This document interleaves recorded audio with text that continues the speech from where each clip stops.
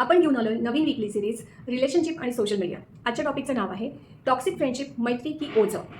मैत्री असणं ही खूप सुंदर सुखद गोष्ट आहे. प्रेम असतं त्या गोष्टीमध्ये. पण जेव्हा तीच मैत्री तुमचा मेंटल पीस गमावत असेल तर रिथिंक करायची गरज तुम्हाला आहे.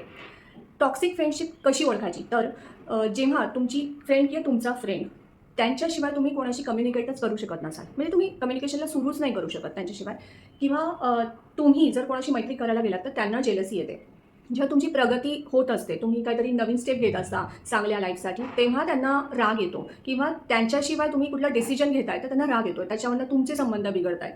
तर अशा वेळी रेड फ्लॅग असतो की बाबा फ्रेंडशिप असणं चांगली गोष्ट आहे, मला तोडायची नाही आहे, पण काही बाउंड्रीज आहेत, काही कंट्रोल माझ्याकडेच असले पाहिजे. जसं मी तुझं लाईफ चालवायला येत नाही आहे तसं तूही माझं लाईफ चालवायला येण्याची गरज नाही आहे. मी माझं डिसिजन घ्यायला केपेबल आहे. एवढ्याच गोष्टी असतात साध्या, ज्या आपण त्यांच्यापर्यंत पोहोचवणं आणि त्यांनी ते ॲक्सेप्ट करणं आवश्यक असतं, तरच ती मैत्री टिकू शकते.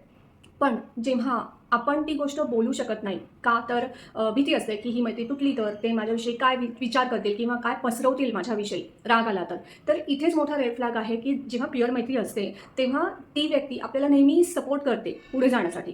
आपल्या चुका भले सांगेल पण आपल्या प्रगतीसाठी नेहमी पुश करेल. पण जेव्हा आपल्याला भीती निर्माण होते की ती व्यक्ती काय पसरवेल, याचाच अर्थ ती प्युअर फ्रेंडशिप नाही आहे. सो तुम्ही स्टेप घेण्याची जरूर आहे. मी counsellor Amruta Vishwanath M S healing स्टुडिओमध्ये तुम्हाला हेल्दी बाउंड्रीज कशा आखायच्या याविषयी गायडन्स देते. जर तुम्ही या गोष्टीला रिलेट करत असाल, असं काही सफर करत असाल, तर आजच तुमचं 1-to-1 सेशन बुक करा आणि आपण मिळून तुमच्या मेंटल पीसला परत आणूया.